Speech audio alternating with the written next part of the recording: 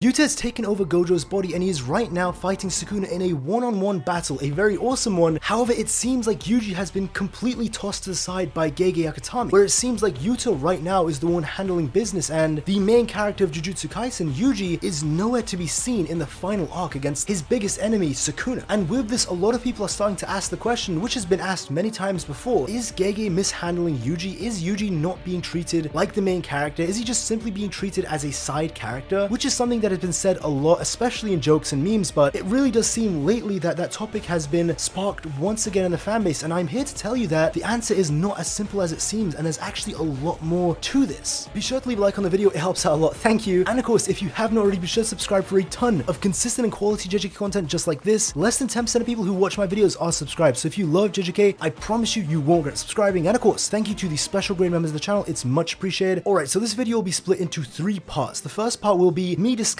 everything that we've seen so far in the series and trying to look at it objectively. Has Yuji been mistreated or has he been treated right? The second part of the video will be me discussing the future and what potentially may happen with him, and of course the third part will be probably the most important part, the conclusion, with me going over everything that I talked about before and a lot more. Now before I even start the first part, it is important to say that yes, I know that in the past I do tend to be very lenient towards Gege. I give him the benefit of the doubt a lot of times. I mean, it's not shocking, I'm a big Jujutsu Kaisen fan. My channel is primarily Jujutsu Kaisen, you know. Clearly I really do like the series that I talk about it solely on this channel, and I'll just be honest that yes, I have given him the benefit of the doubt many times in the past. However, for this video I will try to be really objective and just see from an objective point of view, from a writing point of view, has Yuji actually been mistreated? Has he really been mishandled by Gege? So I will try my best to not have any bias in this video specifically. So let's start with the first part of the video, discussing everything that's happened in the final arc pertaining to Yuji. So of course we have Gojo versus Sukuna, which no surprises there, Yuji wasn't involved. If anything, I think it would have been bad writing for Yuji to be involved. Gojo vs Sukuna is a fight that's been hyped up since the very start of the series, and it's something we've all wanted to see as well, so it's a good thing Yuji wasn't involved. However, what comes next is, after Gojo died, we see that Yuji and Higuruma come in for the first mini arc, and I get that it's all one big arc, but I'll be categorizing each of these fights, which is usually 1 to 4 chapters, as mini arcs just for the sake of simplicity in this video, even though that's not what they actually are. So the first mini arc is the Higuruma and Yuji versus Sukuna, and this is a pattern that you'll be noticing throughout this entire video, but it's that Yuji is usually not the center of each mini arc. However, he is actually treated like a side character, but not like your typical side character. Usually he's given very much importance and is highlighted almost like a Duragonist. Never like the main character itself, but almost like a second main character. So throughout the Higuruma fight, that's what we see. So in chapter 244, mainly it's a flashback explaining Higuruma's abilities, and of course, because Higuruma is like the main character, and I say that in quotes, for this mini arc, of course he's going to be highlighted much more and is given the biggest focus. But even so, throughout this entire flashback in 244, Yuji is the one who's always talking. Yuji is the one who's always seen when it's not Higuruma. He's the one asking questions, he's the one bringing up ideas, so even though he's not given the main focus, I still think Yuji is treated quite well in this moment. Again, almost like a Duragonist, a second main character. And even as the flashback ends, we see Yuji go in, break some rocks, he lands a hit on Sukuna, and it even shakes Sukuna's soul. Now for the next 3 chapters, 245, 246, and 247, of course, Higuruma is a big highlight, but throughout these chapters, Yuji is usually given a lot of focus, where he's the one who chases down Sukuna to save Higuruma. He clashes with Sukuna once again, and even in the flashback where we see Yuji and Higuruma talk, where Yuji's saying, do you really want to do this, Higuruma? It is focusing on Yuji, even though the biggest focus is Higuruma. And even as Higuruma dies, he passes the torch on to Yuji, which is a very cool moment and a very great moment for Yuji's character, where he gives the execution sword to Yuji. Yuji gets a flashback of Naname, and Higuruma says, I am a Jujutsu sorcerer, where it almost seems like it's also Yuji is the one that's saying that, where it seems maybe both of them are, but of course, I do think the one that's saying that is Higuruma. Now in 248, it's sort of a filler chapter where there's no real fight going on, but Yuji gets a lot of highlight in this chapter. I would say this is probably one of the best chapters for Yuji in this entire final arc, where we learn that he has reverse curse technique, he eats up some dismantles from Sukuna, and he gets praised by Sukuna a lot, where Sukuna even spaces out because he's annoyed by how irritated he is by Yuji, because Yuji actually rivals him in one aspect, and that's the way that Yuji's will, his ideal, is unbreakable. Sukuna says that no matter how many times I break him, no matter how many times I break his soul, he'll get right back up, because he possesses an indomitable ideal. His will, his ideals are unbreakable, which is a massive, massive moment for Yuji, and I would say fantastic for his character, where Sukuna even thinks, as we get a cool shot at Yuji's eyes, the idea that a weakling far, far below me can rival me with nothing but the strength of will and maintain ideals. That is something deeply unpleasant. And right here, this is another important moment between Yuji and Sukuna, as Sukuna realizes this all about Yuji, he says, "I'll start by killing you all," as he stares him down by saying, "After that, the remaining players in the culling game. Then I'll complete the merge and have some fun with the new Tengen." It seems like for the first time, Sukuna actually gives Yuji an open challenge where he's not saying before how he's saying, "You're really boring, Yuji, just go away, I don't care about you." Now it seems like he does care about Yuji. It seems like he is giving him highlight, and he even is throwing down the gauntlet by saying, "I'm going to start by killing all of you and then activating the merger." So not only is it important for Yuji's character, but even Sukuna now begins to acknowledge and respect Yuji. Of course, it's just the beginning of it, and he still really hates him and doesn't like him in many ways, but he now no longer sees him as completely worthless. And of course, this is where Yuta comes in and we start the next mini arc, the Yuta mini arc. Just like with Higuruma, even though Yuta is the main focus of this arc, Yuji is still almost just as important, where he acts as a major supporting role during this arc, where he once again seems like the dragonist, the second main character, where without Yuji, Yuta would have died very quickly. That's just undoubtable because Sukuna is just that strong. Even with his domain, he landed a clean hit, but if Yuji wasn't there, simply put, Yuta would have died pretty quickly. But also we know that vice versa is true. Before Yuta came in, Yuji was able to do absolutely nothing. He really was completely helpless. But because Yuta brought in a lot of heavy firepower and was able to keep Sukuna distracted and injure him a lot, he gave an opportunity for Yuji to get those blows in, which greatly nerfed him. And because Yuji greatly nerfed him, that allowed Yuta to put more and more damage, and it actually gave him a great chance at beating Sukuna, where Rika, Yuta, Yuji are like the heart, lungs, and liver. You need all of them for the body to function. If even one of them isn't functioning, if even one of them is missing, simply put, the body will fail and it will stop working. So I really like this because yes, Yuta is highlighted quite a lot, but it's also emphasized that Yuji is very important as well. And Yuji gets a lot of cool moments throughout this fight, and I just mean a lot of them, where he's constantly landing hits on Sukuna, he's doing combo moves with Rika and Yuta, he even knees Sukuna cleanly in the face, he makes his blood explode on Sukuna's face as well, and we even get a cool flashback of Yuji explaining the whole boundaries of the soul, and he even talks to Megumi during this fight with his own ability. Even though it didn't work out in the end, it was still really great for his character, and I do think even though he wasn't treated as the main character, he still was treated well as a dragonist, even though that's not what he is. He's the main character. That's sort of the issue people have with this, which I will be talking about in the conclusion. Now, of course, for the next 4 chapters, Yuji is completely absent. We get more of a focus on Maki, Kusakabe, and even Miguel and LaRue. However, by the end of 255, we see Yuji is once again back in the fight. However, when Yuji comes in, he does sort of take the POV. The moment he enters the fight, we see the fight from his point of view and even his thoughts as he thinks, "We can finally win this, everyone's hard work is all for this moment." So now we're beginning to see for the first time, Yuji really is starting to take that main character role. At least the POV is putting it that way. And of course, 256 starts off with Gojo talking about the black flashes, and Yuji again is very important during this entire fight. We see LaRue gets absolutely cooked, Choso gets his guts destroyed, Maki gets her insides ripped apart by Sukuna's dismantles, but of course Yuji comes in, and in a very cool moment we see him use blood manipulation, which we did see in the Yuta fight, but we get to see him use a piercing blood for the first time. However, there are a couple issues with this which I will talk about in the conclusion, but nonetheless it's still a cool moment. He uses a piercing blood and he lands a really awesome black flash against Sukuna, and right here Yuji finally truly feels like the main character. I think for the first time in this final arc, the end of 256, it felt like, damn, Yuji is the MC of this story, where he lands a clean black flash and the narrator says, unleashing his potential with a single blow beneath scattering sparks of black, Yuji Itadori awakens. And then 257 starts off with it seeming like Yuji is the main character. It no longer seems like he's a dragonist, but actually the center highlight of this Sukuna fight, where it starts off with Sukuna explaining Itadori's origins and who he is and his connection to Sukuna, with Urume thinking, does that mean Itadori Yuji has the same potential as Sukuna? As this entire chapter, it is a just one-on-one fight between Sukuna and Yuji, as Yuji hits so many black flashes, it's awesome, and he also uses cleave and dismantle. He uses shrine. To see that Yuji got shrine was still really cool, but of course there are some issues with this which I will talk about in the conclusion. But to continue so far, even with the issues that I have with this, Yuji still seems like the main character, where he is just eating blow after blow, fighting Sukuna one-on-one, and even though this time Ino comes in acting like a supporting character, no longer is it Yuji acting like the supporting role, but Yuji is the main focus as he beats on Sukuna and Ino supports him. And of course in 258, once again, it is a full chapter focusing just on Yuji. The flashback's all about Yuji. Yuji's the one who's the main focus of it, and it ends off with Sukuna using his furnace, Divine Flames. And 259, once again, it's just focusing on Yuji. Yuji really seems like not the dragonist, but the main character, and I thought this chapter was just fantastic, where Choso sacrifices his life for Yuji, and it's a great moment for Yuji, and of course Choso as well. A great moment for Choso, probably one of his best moments in the series, but it does develop Yuji's character so much, where he says, thank you, big brother. And we also see Yuji's determination finally begin to waver, and someone does step in right at the very end, and it's Todo. So I know what you might be thinking. Does that mean that this is going to be a Todo mini arc since Todo's stepping in? Is Yuji going to take the supporting role just like he did with Higuruma and Yuta? However, interestingly enough,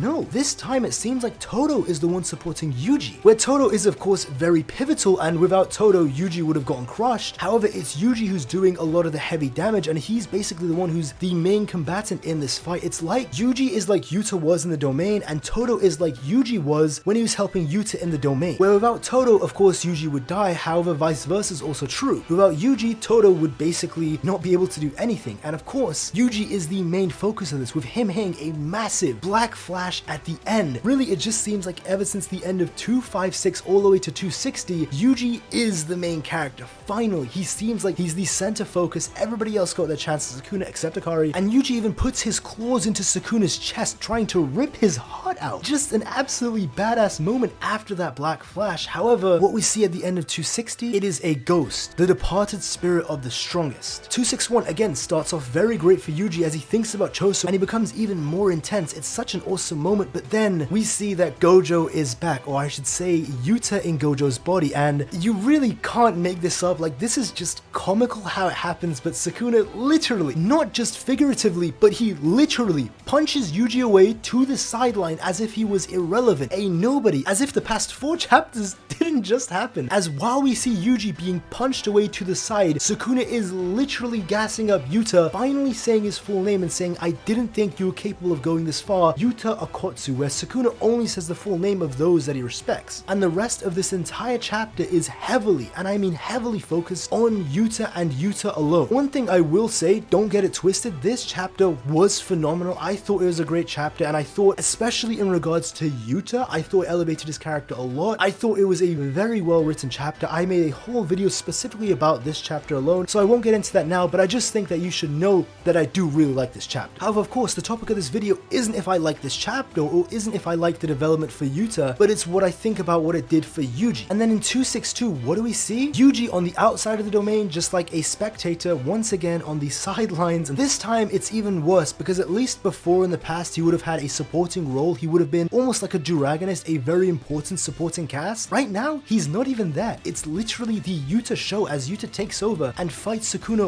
one-on-one. And of course, in the very next chapter as well, it's still Yuta fighting Sukuna one-on-one, Yuta getting some great moments, and Yuji is not even seen in this chapter at all. As a matter of fact, I don't even know if Yuji's name was mentioned in this chapter, which is crazy when you consider the fact that Yuji was just acting like the MC for 4 chapters straight. Now I'll talk about the second part of the video, where I think it's gonna go for Yuji moving forward, and then of course the final part of the video, the most important part, the conclusion, and my actual thoughts on all this. So the second part, Yuji's future. I think Yuji, of course, will play a big role in this final battle. I do think that even though Yuta is having his moment right now, I still think Yuji's gonna be the one to push Sukuna to the brink. I think Yuji will be the one to defeat Sukuna, and even if Yuta is the one that forces Sukuna to use the merger, which is a possibility right now, especially considering how the last chapter ended, even if Yuta is the one who forces Sukuna to use the merger, I think at least when the merger is summoned, Yuji will play a pivotal role in all of that stuff. However, it is a bit weird that Yuta's the one pushing him to use this, not Yuji. But again, that's assuming Yuta pushes him that far. For all we know, Yuta might just end up losing, but he might majorly nerf Sukuna before he does go down for good, which of course would help Yuji in his fight. So maybe after the Yuta fight's done, Yuji can once again step in and take over that role as the main character, or perhaps even once this domain clash ends, Yuta and Yuji will even team up to fight Sukuna in a 3v1 alongside Todo and potentially other characters, which would be really cool. And now for the conclusion of the video, which I kept the second part short specifically because I wanted this part to be long. With all that being said, I think how Yuji was handled from chapter 244, so the very beginning of all this, until 260 was really good. I think even though he wasn't the primary focus for a lot of the mini arcs, such as the Higuruma one, the Yuta one, and he was even absent for 4 chapters, I still think it was great for his character, and I especially think because it gave a lot of highlight to other characters, but when it was shown that nobody else was able to stand hand to Sukuna, nobody else was able to go toe-to-toe. Yuji was the one who ended up going toe-to-toe with him. Yuji was the one who stepped up and really started to push Sukuna, where we got to see so many great moments with him between Choso, with Sukuna acknowledging him and his unbreakable ideals, with him hitting all those black flashes, and even with the blood manipulation and shrine reveal. But then it seems like everything Gege was building up from chapter 244 to 256, and then of course he really paid off with all that build up with 256 to 260 being just the Yuji show of Yuji really acting as the main character. I thought it was all really good. However, it just seems like it all started to collapse once Yuta came in. I said when I talked about 260 and 261 that I was okay with Yuta taking front stage as long as Yuji kept that important supporting role that he had with Higuruma, and especially that he had with Yuta during the domain. Even though it would have been a step down and he would no longer be the focus, as long as he still had a lot of shine and he was still majorly involved in the battle and a key player, I would have been completely okay with it. And that was, as you know from my previous videos, my thoughts on the matter. But of course, now that we're seeing it play out in real time and now that we've gotten some chapters for it, Yuji is nowhere to be seen. It really just seems like the Yuta show. Now of course, for all we know, in the future chapters, like I talked about in the second part of the video, Yuji may actually start to get that big supporting role or even a dragonist role alongside Yuta, which if that does happen, then of course I would be okay with it, even though it feels, I'll be honest, really weird how Yuji was just pushed to the side after all that build up for 5-6 months, and then finally Yuji was really the main character going toe-to-toe with Sukuna just for him to be pushed to the side. And I want to clarify, this is no shade to any other character, especially not Yuta. I think right now what we're getting is awesome, especially with Yuta, and this is what I mean in the beginning of the video, where I don't dislike any of this. If anything, it's the opposite. I actually really like all the stuff that's happening, especially the new chapters, seeing Yuta take over Gojo's body and fight Sukuna. I think it's awesome. But of course, like I promised in the beginning of the video, I'm gonna try look at it objectively, and from that point of view, I do think the writing is really weird with Yuji, especially when he was treated so disrespectfully, both figuratively and literally tossed to the side as he was completely irrelevant and all the focus was put on Yuta. And one other thing I want to touch upon is I feel like Yuji's reveals were pretty lackluster, and the blood manipulation was really cool, the shrine was really cool, but it was pretty boring. I mean, I spoke about this in my previous video, but it feels like Gege is doing something that other authors don't do, and something that a lot of authors get criticized for, where especially in shonen stories in particular, characters usually tend to get power-ups that make no sense and it's just overpowered for no reason. However, one thing I will always give these moments is that it's really cool and really badass to see the main character get those moments. With Yuji though, it seems like Gege has taken an extremely realistic approach, and I mean far too realistic, to the point that I actually think it's affecting the story itself, where Yuji gets blood manipulation, but he can't control it well at all, and it's just really lackluster. I mean, he can't even make convergence himself, and he can't even use the technique himself. All he does is use it to control the blood in his own body. Does it make sense? Yes, it makes complete sense why Yuji can't use it to a masterful level. However, is it really boring that Yuji got a cursed technique, that it's this weak or this lackluster? That's also true. Again, I'll give it to Gege. Very realistic, very on point, and it makes too much sense to be honest, but it's pretty boring. And it's the same with the shrine reveal, where we literally get to see him use it twice. He used it to cut a pillar, throw it at Sukuna, and makes a small cut on his leg, and that's it. Ever since then, we have not seen Shrine, not even once. It was for a very minor moment, a really insignificant moment, and I'm gonna be completely honest, if you remove Yuji's reveal of Shrine, it changes nothing in the story. Not only does it not change anything, it doesn't even change how good that chapter was. Because that chapter was awesome because of the black flashes, not because of the Shrine. Again, I am not saying it doesn't make sense. It makes too much sense why Yuji can't use it that well. Even Sukuna explains that he just got the technique, it's a modern day version, the output's gonna be low, this, that, and the other. It makes a lot of sense why it's so weak, but that doesn't change the fact that such a big reveal, Yuji getting Sukuna's technique, which was hyped up since the beginning of the manga, was really boring, really forgettable, and you could literally take it out of the story and nothing would change. It wouldn't even change how good that chapter was. It's still cool that it happened. Like, the very fact that Yuji got Shrine is cool. That is awesome, but the moment itself is really lackluster. And this is even the case for Yuji's family reveal. It was literally just a wall of text. Rather than getting a flashback, maybe a chapter or two going over Yuji's origins and just seeing it happen in real time with everything unfolding before our eyes, the mystery all happening right in front of us. This could even be more than 1 or 2 chapters. This could be a couple chapters, which is extremely common in every single shonen, especially the best written ones. But what do we get for JJK? Literally 2 pages of just text. Pure text. It's not even 2 full pages is the saddest part. Just a wall of text explaining Yuji's origins and that's it. That's the big reveal for Yuji's origins. Again, it's cool that we learn what happened. The actual details, awesome. I'm not denying that at all, but it's pretty lackluster compared to what it could have been. And it just seems like Yuji, all of his big moments that he's supposed to get, you know, blood manipulation reveal, shrine reveal, his family's origins and ties to Sukuna, it was all just done like Gege doesn't even really care. And it makes a lot of sense, it's realistic, but is that really the best option that Gege could have gone for? Where he could have made it much more exciting, much more awesome, and he could have made some really iconic moments from it. I'll be honest, as much as I love Jujutsu Kaisen, as much as I love everything that we got, and I really do rate everything that we got like a 9 out of 10, a 10 out of 10. Again, I'm very biased. I'm a Jujutsu Kaisen channel. What do you expect? I did promise that I look at it objectively, and looking at it from that way, I do think in this way, Yuji was mishandled as a main character. Now, it's not the end of the world. I'm not saying it's garbage writing, it's super bad. I just think it could have been a lot better. It's still good what we got. It's not bad at all, but you know, it's pretty standard stuff, I guess. It's nothing crazy at all. But what do you guys think? Do you guys agree with me and everything that I said, or do you disagree completely? Do you think that all the points that I made in the video were wrong? Well, I imagine you don't agree with everything and you don't disagree with everything, but just let me know your thoughts on the general topic at hand. It's a very complex topic, so I'd love to hear your thoughts on it. And hey, if you did enjoy the video, be sure to leave a like, hit upside down, thank you. And of course, if you haven't already, be sure to subscribe for a ton of consistent and quality JJK content just like this. Like I said in the intro, less than 10% of people who watch my videos are subscribed. So if you love JJK, I promise you, you won't regret subscribing. And of course, thank you to all the channel members as well. It is always much appreciated, guys. Thank you so much, but that's all from me. Have a great day and take care.